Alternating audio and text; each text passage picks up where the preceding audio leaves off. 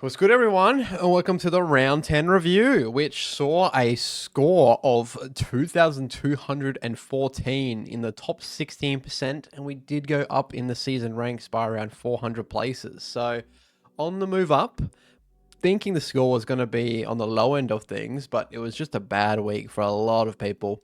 I know Jackson let down a lot. He was captain for a few sides. I got really lucky with my captain. I didn't have very many plateaued hundreds. I had a lot of underperformers and some saviors, and I'll go through that in just a moment. But yeah, I feel for everyone this week. It was a really tough one. And yeah, I think I saw some massive scores just due to our Grundy 200, who I do not own. So all things considered, with a score like this, without Grundy in my team, I think we've done pretty good for ourselves. So let's have a look, go into each individual person and critique them, the week it was, and what the moves are potentially going to be looking like, because I'm potentially looking at holding off from trades this week. We'll see. All right, so let's go with my big bold pick from last week, which paid off so badly. Bailey Dale, 141, absolute monster score.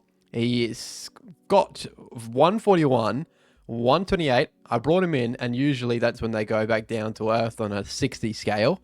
141 again, which is absolutely crazy. Versing Melbourne at Marvel again this week. I'm licking my lips because I think he's going to put something out just nearly as close. I always thought that the matchup Carlton would be a good one for the Bulldogs. It turns out they lost, so okay. But still, 141, high score by far for the Dogs. You can't complain, and I'm so glad I went there instead of Whitfield because he got tagged, and he's going to drop in price for sure. Then we go into Sinclair, who was a really backup captain option against Richmond. 139, mopping it up back down there. This is what I expect from Sinclair almost on a weekly basis now, especially when Nas gets so much attention put into him. So I'm so happy with the 139. And yeah, give me more, please. We go into Ash, which is a 99. Scored better than Whitfield. Should have scored higher than what he did. But the Giants weren't great, let's be real. A 99. Usually West Coast leak points to halfbacks, but not in this case. They actually set up Milan Murdoch, which we'll go into shortly, against Whitfield. So should have let Ash had a little bit of a run of it, but they keep playing him in the midfield, and yeah, his scoring is just not anywhere close to what it is in halfback route, in that halfback role. So yeah, we want him to stay in that halfback role. Houston 75. Awful. This is what you're going to get with Houston. You get 1 week brilliant, you get 1 week horrible, you get 1 week brilliant. So you got here, we got 116, 135, and then he's had a back-to-back 86 and 75. It's just such a frustrating own. But what can you do? There's other issues in most teams. So he's just going to have to sit there, and you got to hope and pray on a weekly basis that he scores more than 80, because at this rate, he's, yeah, versing West Coast at MCG. Okay, maybe but there's potential for a scoring pop. Who knows? Kitty Coleman, 82. Happy with that, to be honest, with his price point. Earns a little bit more money, but he's almost getting to that cusp of trading upwards. We'll see for sure. I want to look at everyone's break evens on the further video in the week that we always do, our final trades and final teams. I'll do my research during the week, and I'll make sure I'm trading out the right blokes. Dirksen, I did trade in last week knowing he wasn't playing. Thank God I did, because I used him as a captain loop, because my backup option was Jackson, and in the initial video I did have Dacos as my vice. I swapped to Butters because I just have more confidence in him, and I'm so glad I did, because he was my highest midfielder by far, and I probably wasn't going to go with anyone else. As you can see, there's not really many big scores except for your two defenders and the Butters. But yeah, Dirksen hopefully gets a game this week. That's why I was inclined to potentially jump on him, because he's young, has some potential, new coach. Who knows what's going to happen?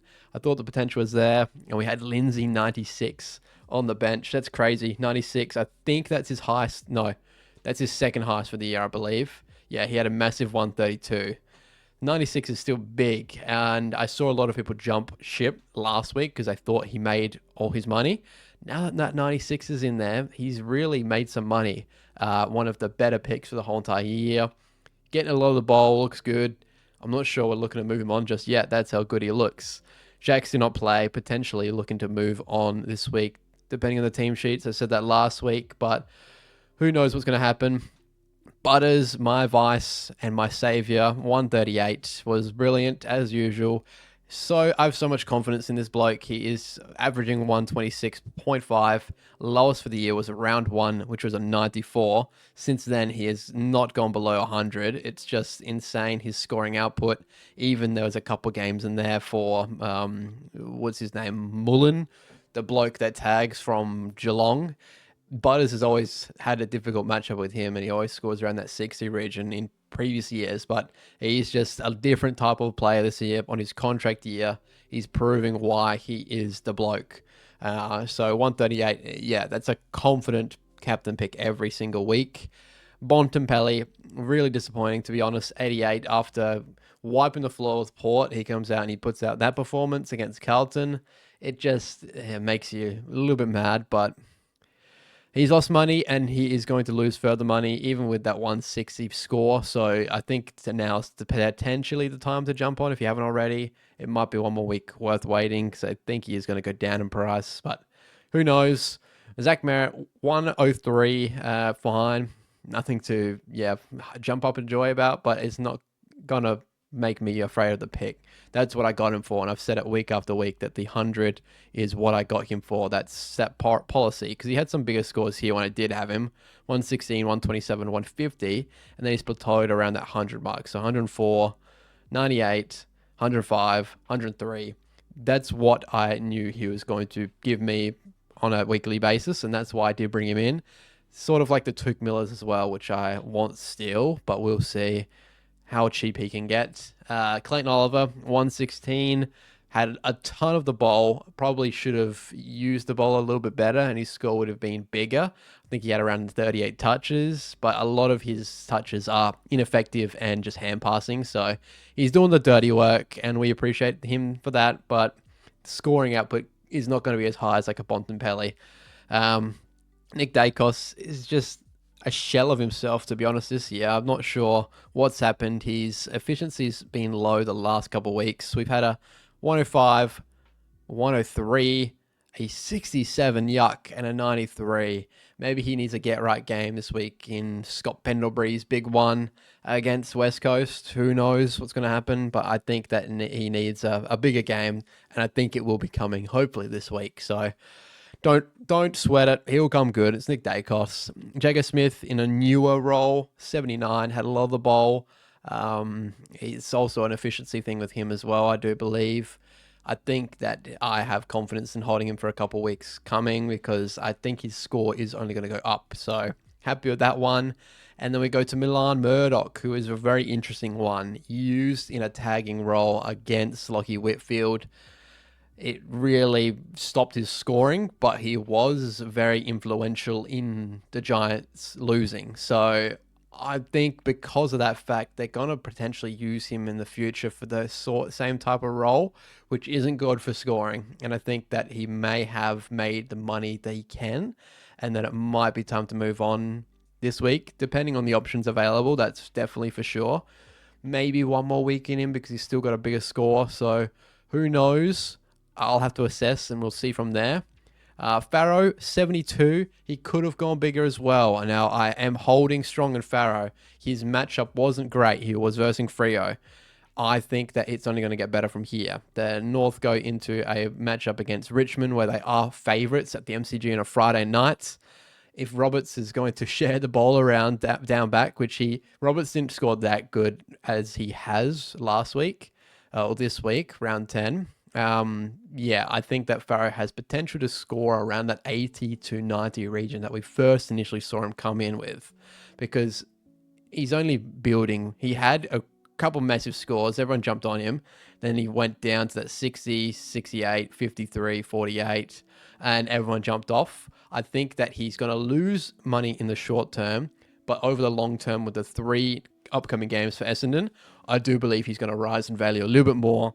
And I had other issues to attend to anyway, so I'm happy to hold him for the time being. And I'm still holding true to that. He only lost 5K Yeah, 3K. So he lost around 8K last week and then 3K now. I believe he can make that up in one big game. So I'm holding. We'll see what happens. Reshko, 51, fine. He's going to make some money on the bench there. Anderson, 71 is pretty good, especially after a couple weeks ago only scoring a round of 20. So, yeah, you can't complain about that. And coming, one of the failed picks that everyone had, everyone jumped on. I bent over to get him in, and it was a really crap move thinking about it now.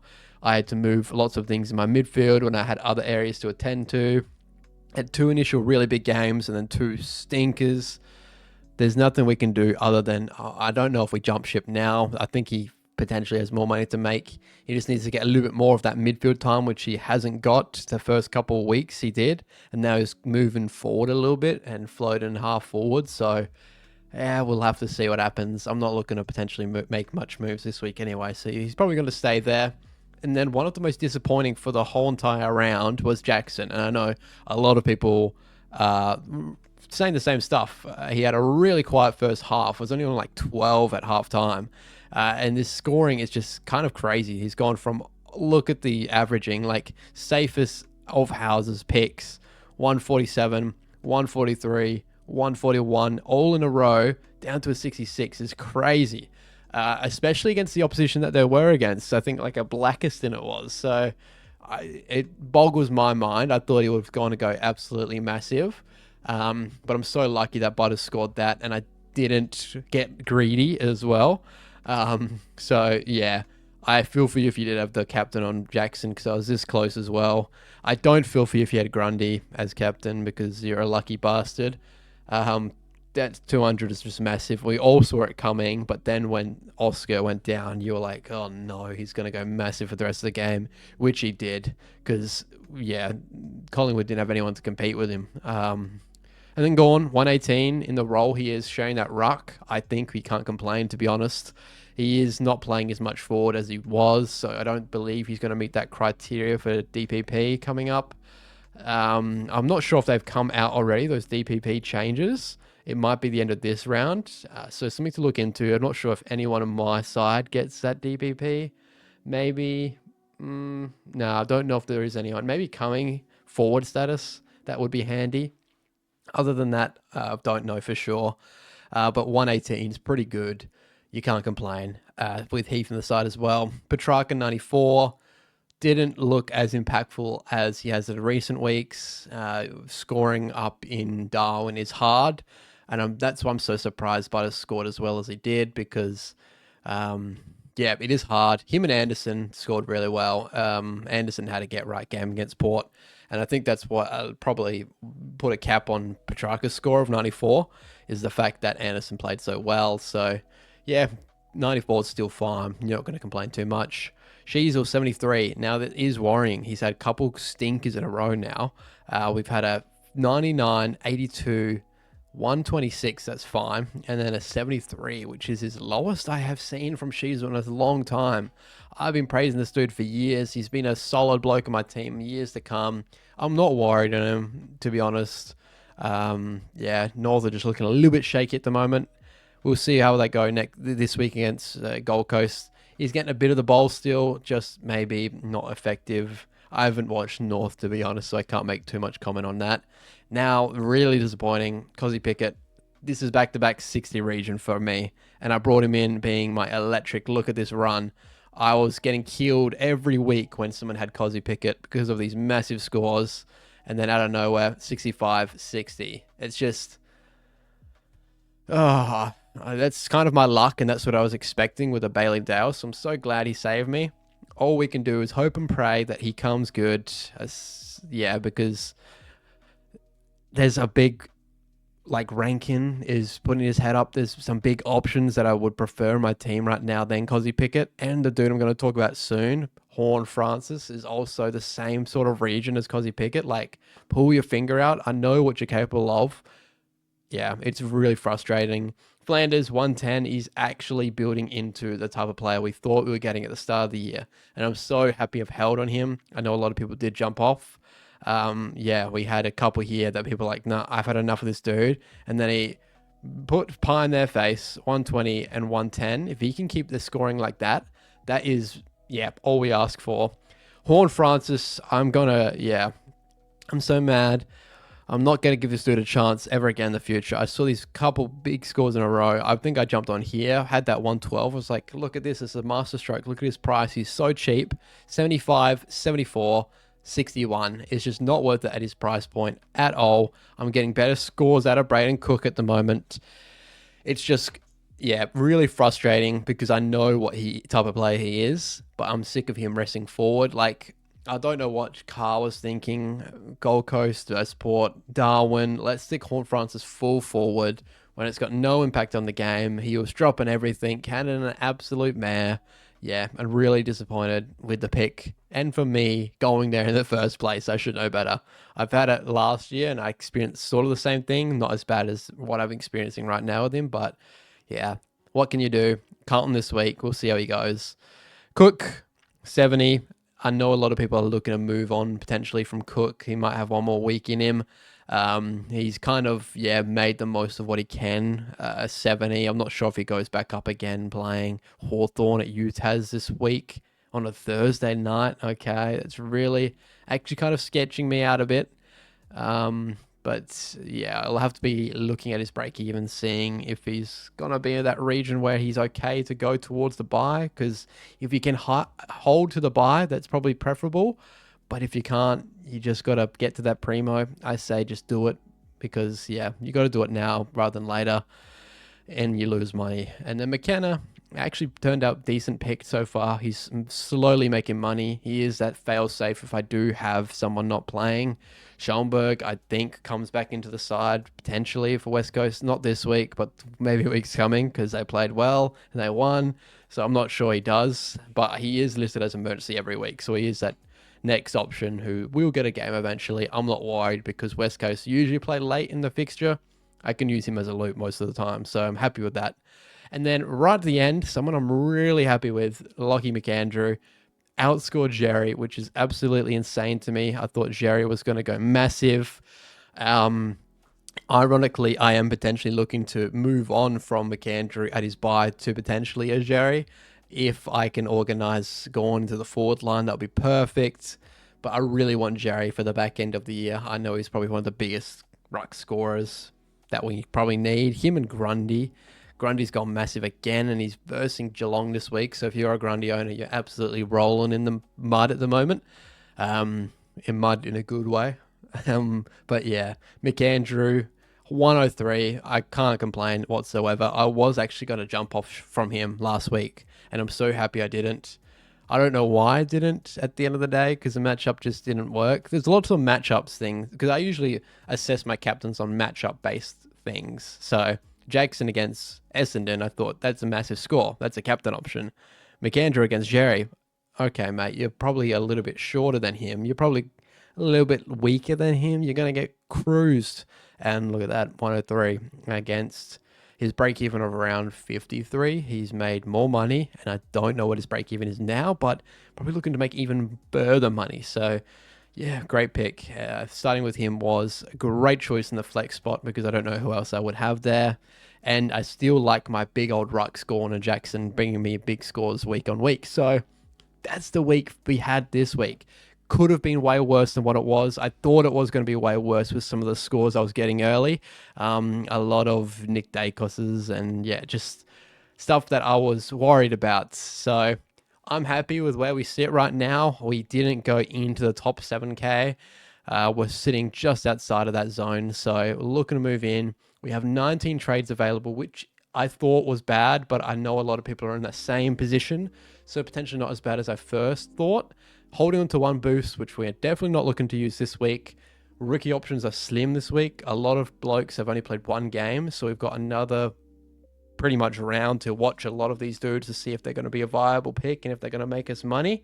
So I think that potentially one or two moves this week, not big ones, and preparing for the buys, which are coming very, very shortly.